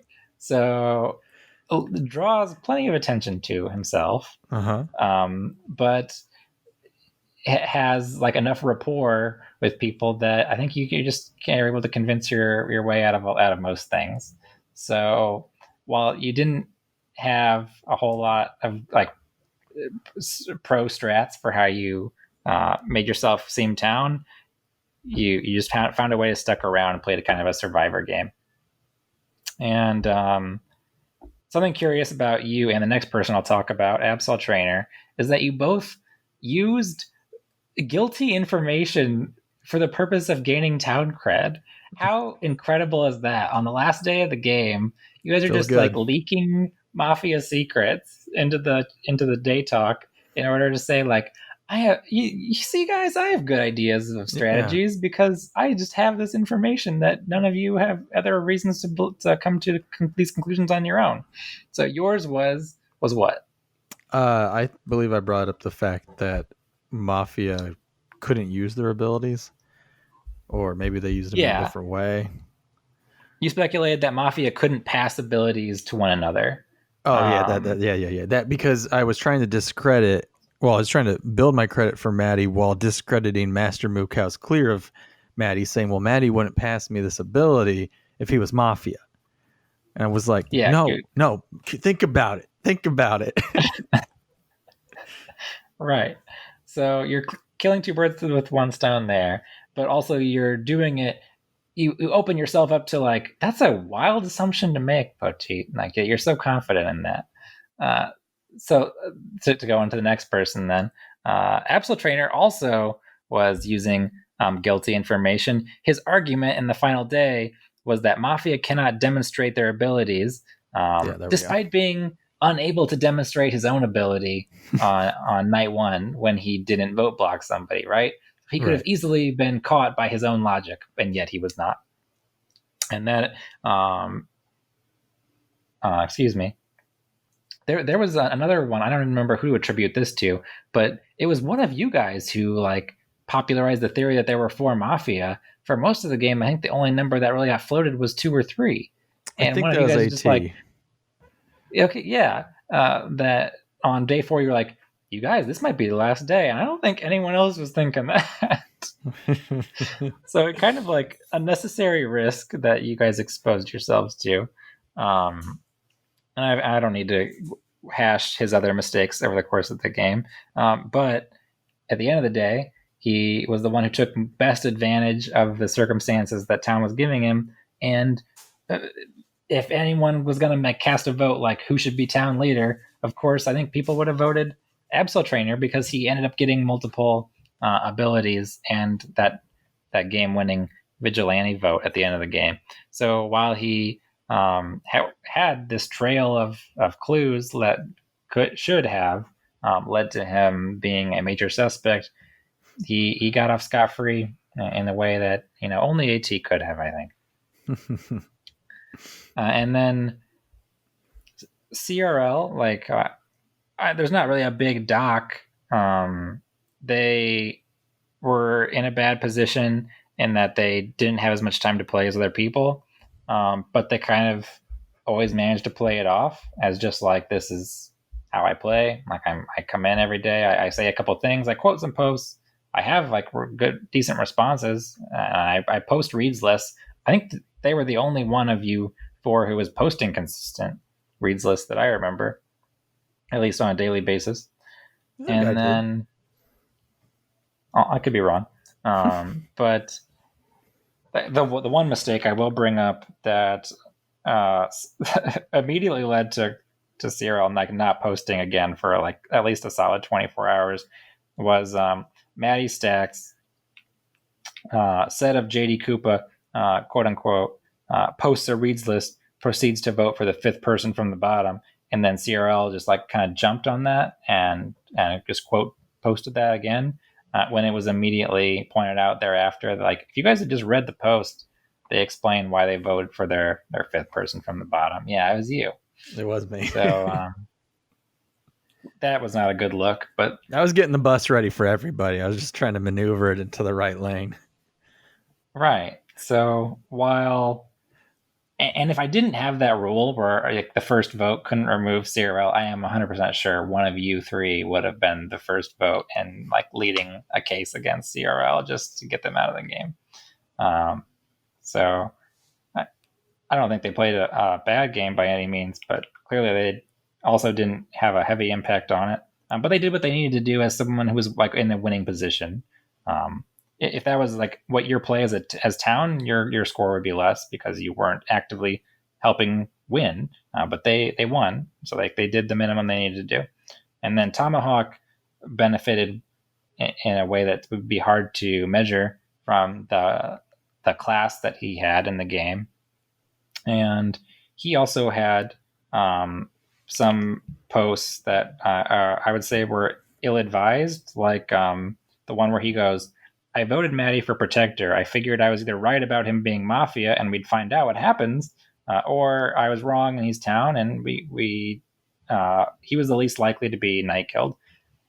There's a wild piece of logic there. And I have a theory about this, actually, which is something I've also thought about as Mafia, which is like, what's the most innocent mistake I can make so that I don't seem like I'm playing a quote unquote perfect game? Right. Right. Like, you want to seem like, why are you still here? You want to have like mistakes that you've made along the way that you could say like, maybe they think this, or I don't know, like try to let people figure it out for themselves. Like, well, he did do that. Like, that was a weird thing to say. Right. So maybe that was intentional. I don't know. Gotta Maybe leave I'm that escape attributing. hatch open. Yeah. Maybe I'm giving him too much credit, but he like did again. He did what he needed to do to win and he was already in a winning position, which was not a lot. I honestly don't remember a single post he made after day 3. Yeah. I mean, do you blame him? No. It worked. It was the curry. We turtled. Yeah, he's especially benefited from no one ever having that conversation about like, where do we think the Mafia are distributed? Like, what classes do we think they would have or that they would lie about having? Yeah. He also benefited, I think this has now occurred multiple times when AT and I have been paired together. It feels like we just lightning rod all the conversation and then the other Mafia members can just kind of exist and it works. Yeah. Maybe I'm That's wrong. fair. I don't know. I'd have to go back through more games. So C's, I'll take it. I didn't do anything. So Yeah. I need to average out the grades what you gave to the town now. ABs. We'll figure that out later. I'll put it in the show notes. Alex can do it and put it in the show notes, right, Alex? I'm gonna give your game an A. Oh, thank you so much. You're welcome.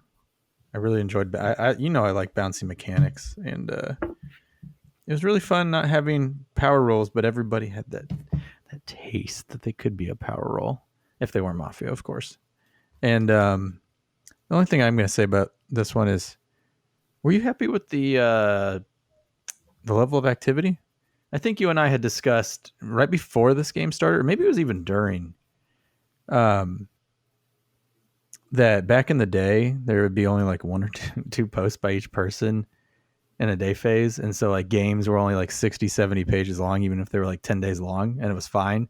And now in this one, There was like a 16 or 17 player game. I think that was 34 total pages. that's today. Can you imagine if, oh, we discussed this last pod with Bori, did we?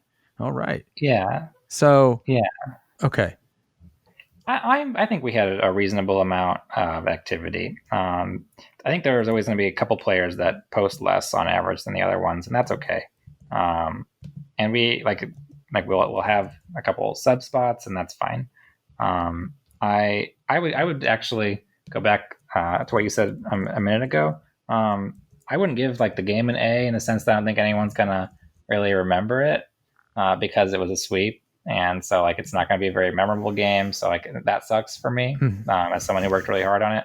But I do think it would be really cool to just like run the setup again, and now everyone knows like all of the facets of the game. Right, reskin it. That would be pretty cool. And maybe just change some of the like Mafia their roles a little bit, so there's a little more unpredictability again. But I am curious how it would have gone with a little bit more information. Yeah, I need to sit down sometime. I feel like it can be broken in the town's favor. I just don't know how yet. But it feels like somewhere exists a way for town to find a way to bounce the rolls and get all the information out on the table. And yeah, that's it. Well done, Kyle. Are you hosting any games anytime soon? No, not this calendar year at least. Wow, you got one in the ether ready to come out sometime soon? No, so I've definitely used all three of my big ideas that I've had. Oh, right. So I'll need to come up with something fresh. Again, like, you know, my main theme is always how can I get the most people to feel like they can have an important role in the game. So when I have another big idea for that, you'll know because I'll post it up there. Ooh, or maybe we'll trailer on the podcast, 2-minute episode. Yes. All right. That's it for Mafia 21. Ace Attorney. Wait, what was the title of the Ace Attorney game? I have it open Turnabout right Karma. here. There we go. Yeah, I'm looking at it right here. Alex, you there, buddy? Yeah, objection or something. I don't know. What is this game about? Hold that. Take that. You got any stats for us, or are we fine? I don't have a lot. We talk a lot about town, getting town cred for subbing. I don't know if I mentioned this in another pod. Kettler was Mafia in the Lord of the Rings game, and he was sub 4. So, ooh, that's a good point. I forgot about that. Yeah, but at the same time, it feels like Kettler hasn't actively participated in a game since like Kyle's first one. I mean that's true, but he was Mafia, and he was sub 4. But I hope he's listening. Hi, glorious leader. He's not listening. He might be. What do I have next? John Ebones, he ended 4 of the 5 days in Graham's game with a vote, and he ended 2 of the 4 days in this game with a vote. Just right, but he was only in the majority of them in 2 of them, correct? My stat was like that he participated in the person who got removed from the game. He only participated in 1 in this game. Yeah, it feels like a lot of times feels like he's on a tally by himself. Yeah. Usually most of his votes in the last game were like so and so voted by John Ebones, and he's the only vote. So right. Hey, you gotta respect him for sticking through to it. Speaking of post counts, I post counted everyone's posts for this game.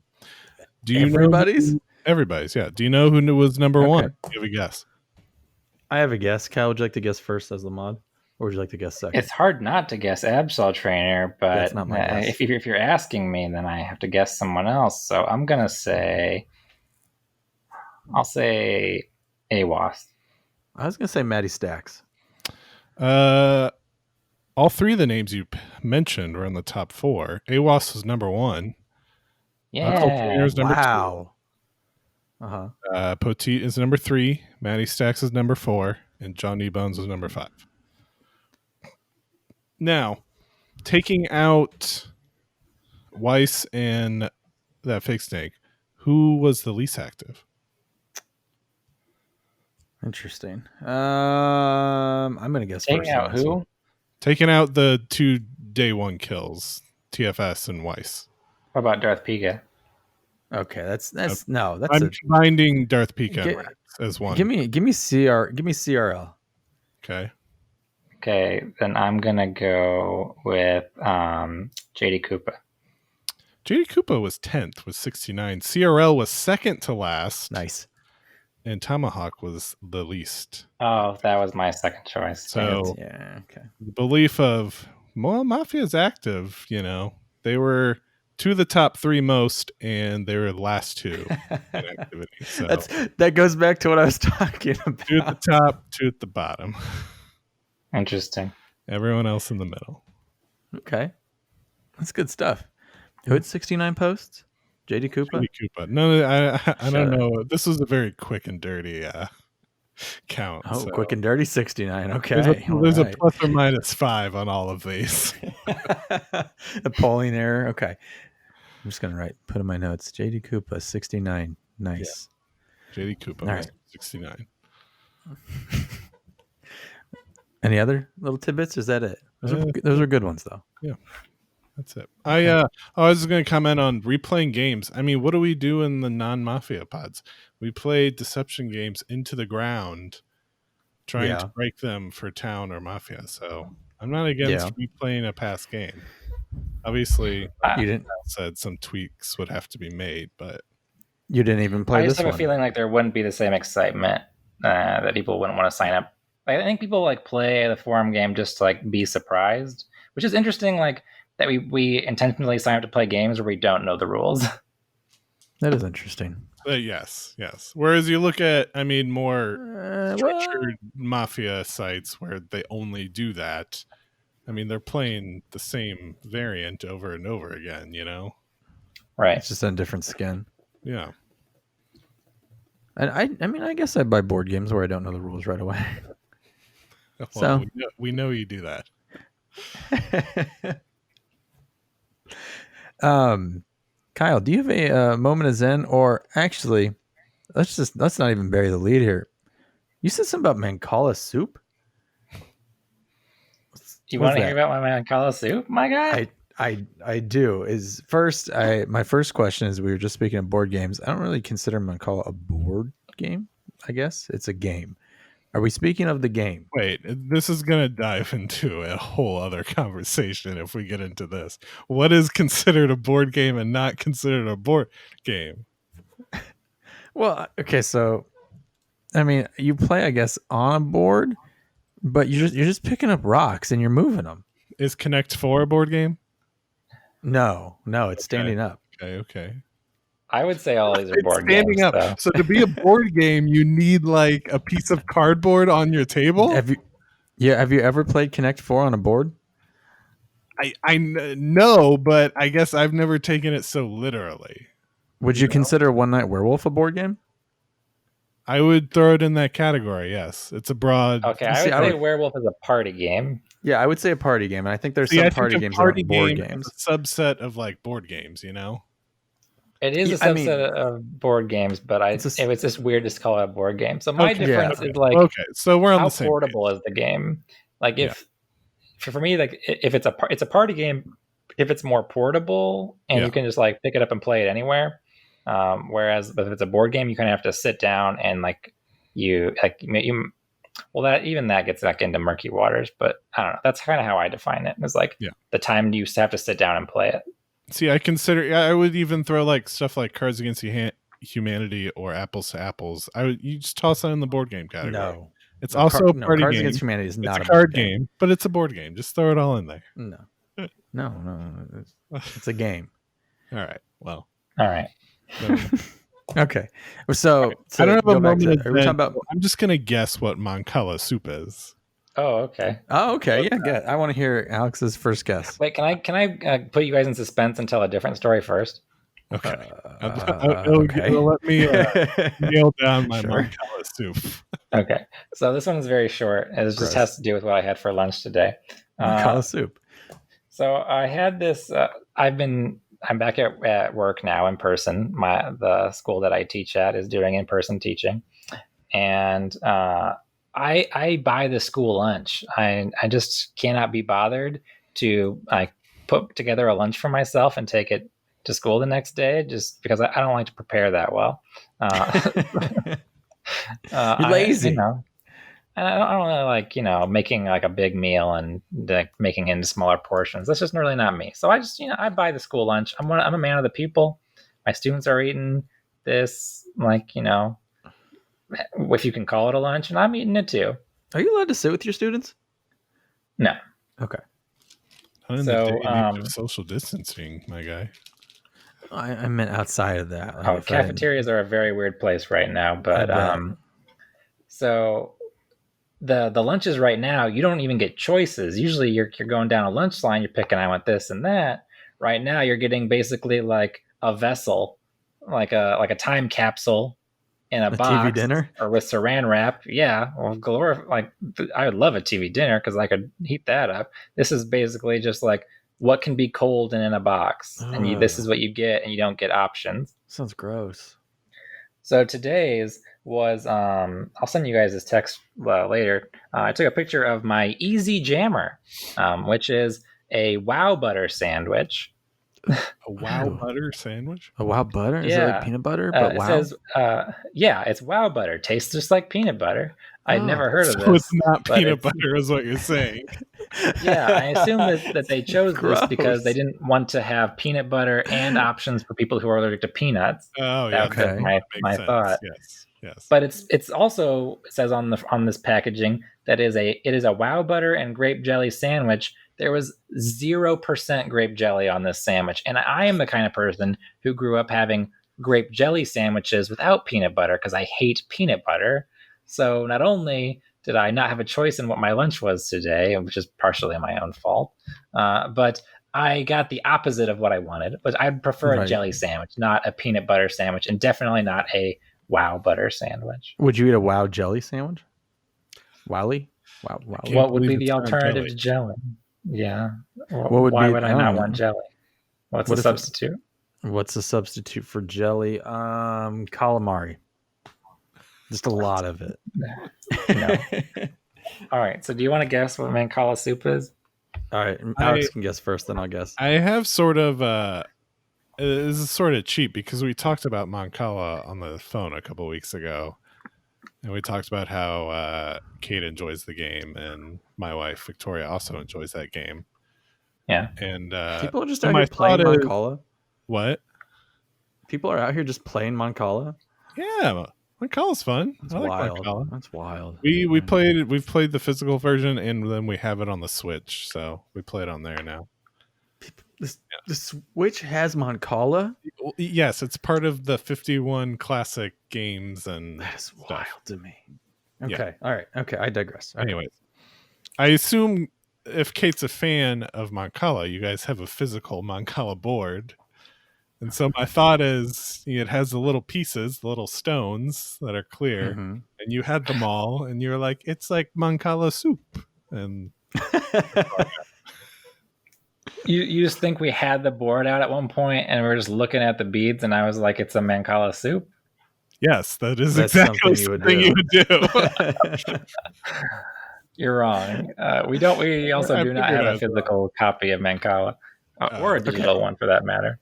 Okay, my theory is you were eating something that was a soup and it had maybe like carrots and peas and maybe some lima beans, and you were sitting there and you're putting a spoon in and then you're pouring it out like into different parts of your soup and you're like, look, it's Mancala soup. You're a little bit closer. Yes, it does have to do with food. Okay. All right, so I have to tell you a story. I'm ready. I could have told it last week because I actually kind of alluded to it. So last week I went to McDonald's for the first time in a long time. Okay. And I went with a colleague. We stopped to get lunch, and it turned into a whole fiasco. So we had to order at the first window because someone had punched a hole in the ordering device and it wasn't operational. As one does. So we ordered at the first window. We have individual orders. We pull up to the second window, and I get my drink, and they're like, "Please pull around so that we can give you your food because you have multiple orders." And I lurch forward far enough that I'm not at the window anymore. Are you But driving? Yeah. Okay. My colleague goes, "Oh, you should probably get my drink because, what if they forget to bring it out?" And I was like, "Oh, you are so right, but I cannot back up." So I go and I pull it. I pulled up already. Yeah. So I pulled up and I got in a spot, and it only takes a couple minutes for us to realize that we are the 6th car waiting for food now in this parking lot. Okay. And I had to explain the time.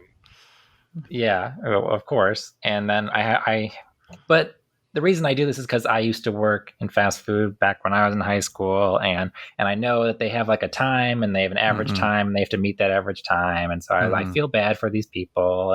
And I'm like, sure, I'll get out of your line so you can keep the line moving. So I was very eager to get out of the line, didn't even think about his drink. But the line is moving very fast, but us 6 cars are waiting for our food. And so one by one, we start getting them. Of course, when they finally bring out our food, they do not bring out his drink. And so then we have to wait for that. So we spent like 20 minutes, maybe even longer at this McDonald's waiting for our food. Okay. And so we get back, and I didn't even get the right food. He checked his. I didn't check mine. I ordered the number 9. Well, I actually found out that they're like different combo numbers where you live, but I got the 2 cheeseburger meal. This is me checking stats even multiple pods ago. Number 9 is your cheeseburger meal here in Indianapolis as well. Oh, nice. Yeah. Good to know for future reference. I always just thought that the big thing with McDonald's was everything is the same everywhere you go, and that's why people like it. But I think it was that way once upon a time. Okay. It But still be. So I got my number 9, and well, I wanted extra pickle, blah blah blah. I ended up getting ones that were just ketchup, just ketchup burgers. You got my sandwiches. That's what I get. I get just ketchup. Just give me some lettuce, maybe, and some cheese. And Well, this makes me feel better because you guys are the ones who are going to get the hate mail for this one now instead of me. Ketchup only hamburgers are the way to go. I mean, so I prefer my mayonnaise, ketchup only burgers, and I end up getting like sick within the hour. Like I got to run to the bathroom because I need to make sure I make it to the bathroom kind of sick. God, I hope this isn't your time to Mancala soup. It is, and we might need to, change the rating for this one, for this episode. But I was later describing to my girlfriend what it was like to get sick, and I said I had a whole Mancala soup. It came out of me in 50% broth, just straight broth, and 50%. I looked down in it, and it looked like little Mancala beads. There was a little soup in my toilet bowl. So sorry.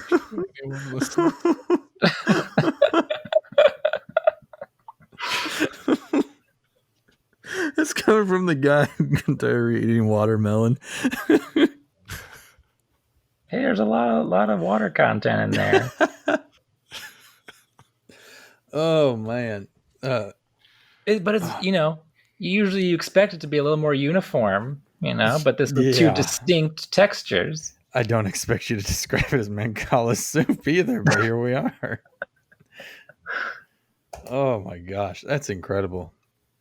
Yeah. Disgusting. I mean, it's You're disgusting too, yeah.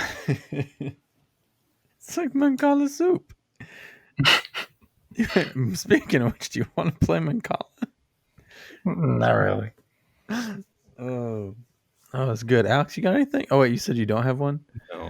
No. I'm not going to describe my poops. You don't. Maybe next week I will use my motives and describe my latest. Yeah, please remember your most memorable bowel movement for next episode. Just wait to hear about my secret Hitler soup. Oh no. Oh yeah, deception in Hong Kong. It's when you have a bad bowel movement in Hong Kong. Oh, ugh. All right. I don't really have a moment of zen, except for I want to take this moment to have a very serious discussion. Please support the post office. We're not the bad guys here. Thanks. That's all. Thanks for getting me my packages, however late they may come, Graham. Everything's a little late right now, so you know. That's a cluster. That's a big cluster. It's a Mancala soup the way it's being handled. Please vote November. Yeah, if you're anti-post office, that's a weird hill for people to all of a sudden be on. But yeah. Those are strange times for many reasons. Here we are. And that's not the least of them. All right. Do you have anything else? Oh, maybe we could do a tease. I want to do Among Us for our next game pod. Oh yeah, you can find that on Steam. It is like $4, $5, $6, something like that, and we have no idea why it's popular right now, but it is. Yeah, this has been the Hidden Roleplay podcast. We'll be back in a week or two. I think 2 weeks. I don't remember. Discussing another game. Apparently, it's going to be Among Us. I say apparently, even though I already knew this, and I'm looking forward to playing it and trying it out. And hopefully, I think you get to kill people in it, like little alien blobs. And so I'm looking forward to running over Alex and turning him into like little fish bones. So for Alex and Kyle, I'm Graham. Thanks for listening. Love you.